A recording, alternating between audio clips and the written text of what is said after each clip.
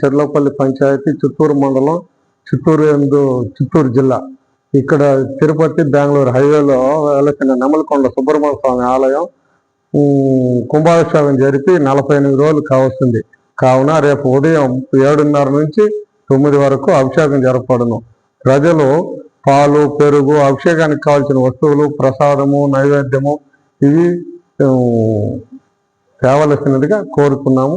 అదేవిధంగా ఈ మండల పూజను విజయవంతం చేయవలసిందిగా కోరుతున్నాము.